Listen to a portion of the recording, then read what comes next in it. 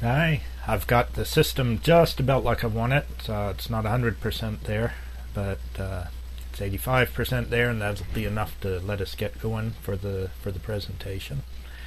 Let me just make a quick run through, both to show anybody that's interested in seeing it, and also to remind myself later in a few days of how exactly I did this. Started with Windows 7 machine. I've had to get Windows 7 to run Skype 5. Skype 5 is necessary for group video. I wanted to have that option available. Could have gone Uvu, which in retrospect, well, knowing what I know now about what's involved in this solution, Uvu looks better, but of course I don't know what perils lay down that path. So I've got Skype. That meant I needed Windows 7. That meant that I started out with this video for broadcasting on Justin TV. Check the name out so that you can find it. I won't play it here because it's meanders and doesn't go too directly, but the main idea is that it uses VHScrCrncap and Flash Media Encoder for the setup. What those two packages do: ScreenCap, splitmedialabs.com. Check the spelling. I think they've got it wrong in that YouTube there. They've got an extra N in it. SCRCAP is, I believe, the download name. That takes your screen and emulates a webcam with it. So when you send it to the next item in the pipeline, which is Adobe Flash Media Encoder, Adobe Flash Media Encoder is a package, looks like this, comes from Adobe, and what that does is that takes some device, typically your webcam, but in this case VHScrCrcap, and broadcasts that with this audio channel out to Justin TV. Okay, with your Justin TV setup, once you create that, you're going to go to your home page. You'll ask it for desktop information, and as you go down to Flash Media Encoder, that lets you download a configuration file. That configuration file is some XML that you end up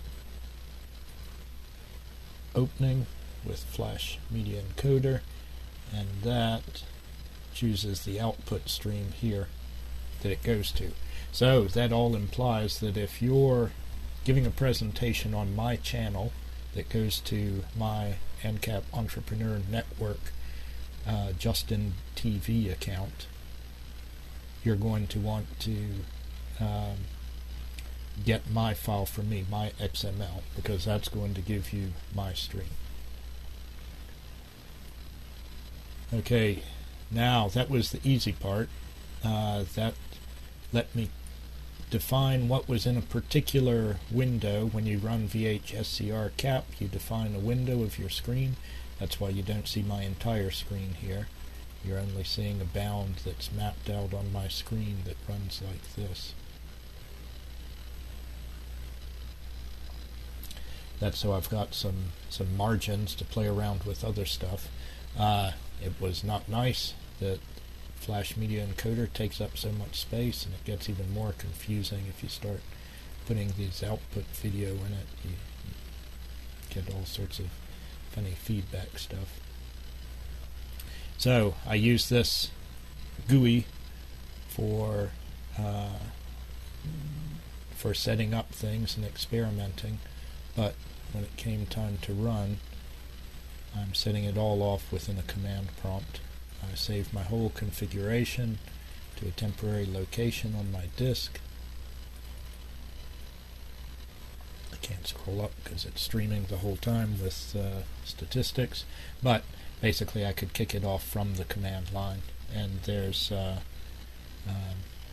directions in this manual, the help manual for Adobe Flash Media Encoder, that tells you how to kick it off from the command line and what parameters to give it so that you use the profile that has your stream information in it. You can see some of it there in the title. Okay, that let me capture my screen and go out. I played a couple of YouTubes and did some other things that convinced me I had decent video quality. But now the audio was a tough one, because when you're talking on Skype, let me bring up the Skype test call. The microphone is on one channel. When you're talking on Skype, you typically don't hear your own voice from the microphone back in your speakers. That makes it a lot easier to talk. It's a lot less distracting, but the downside is that your speakers, they hear one thing, which is the ringing sound now from Skype, and your microphone, that hears another thing. So I would test out my microphone like this. I would test out my microphone like this. I would hear what I did during the test would go out on my Justin TV account, but all the echoes from this wouldn't. I'd be missing that. So I tried out just running, sticking a second microphone in the room, having a second sound card, and capturing the sounds from the room and sending that off to Justin TV. Worked okay, but it picked up a lot of fan noise, the sort of things your ears tune out unwittingly when you don't even realize it. And so I wanted to get a little bit less noise. I didn't eliminate the noise, but I got a little bit less by going to this setup.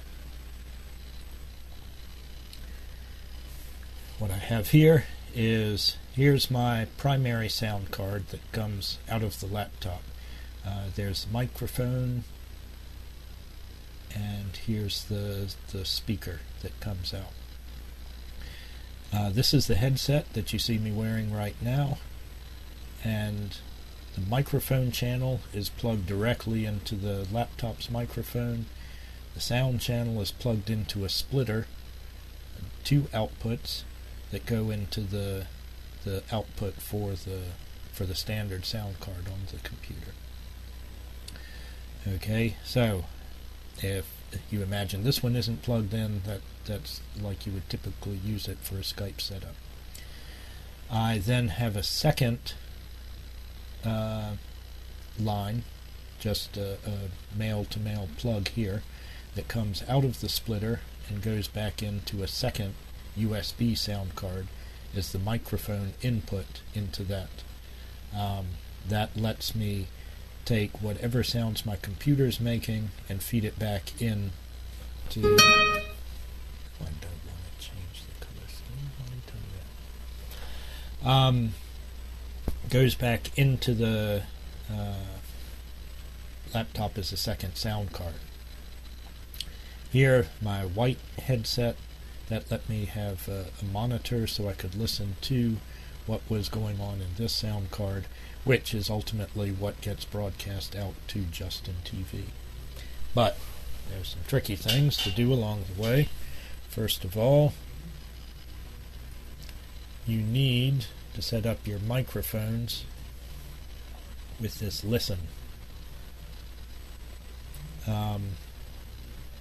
Let me see, I had to do this twice, so let me find the first one. This one is my original microphone, the one here that I'm talking on now. That gets echoed back to my speaker on this device. So as I'm talking here, first of all, it goes through my mic and goes through the standard channel, which is into the computer, into Skype. Secondly, it also gets echoed to the speakers coming out of this sound card. So it gets echoed back to what is in this case the white headset that I'm using as a monitor. I did not want to echo it back to my speakers that I'm using for Skype because it distracted me. I didn't like hearing my voice in my head the whole time I was talking. It's delayed and that tends to slow me down. I'm already slow, so I send it to the second sound card.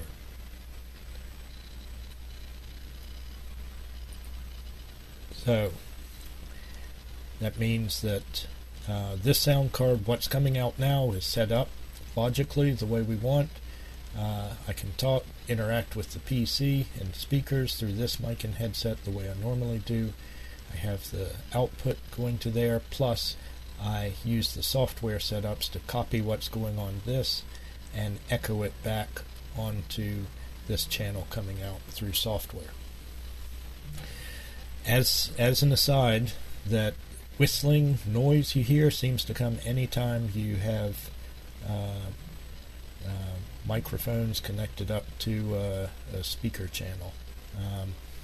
You get some high-pitched digital feedback.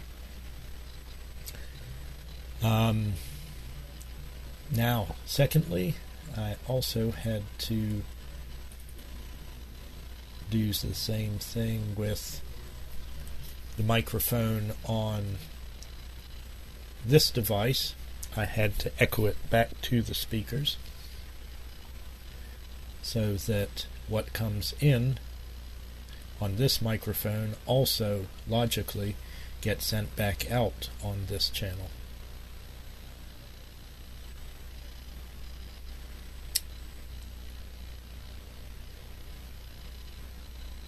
I'm suddenly wondering if I had to do that exactly, but let me go ahead with my setup now. Do I have what you hear? No. Okay. The reason I had to do that was to make sure that I'm getting as an output on this channel here also what comes in through there. So I use software, that listen tab, to listen on this microphone and to listen on this line coming in. Okay, the step after that, when you get your sound card here, it comes with some software called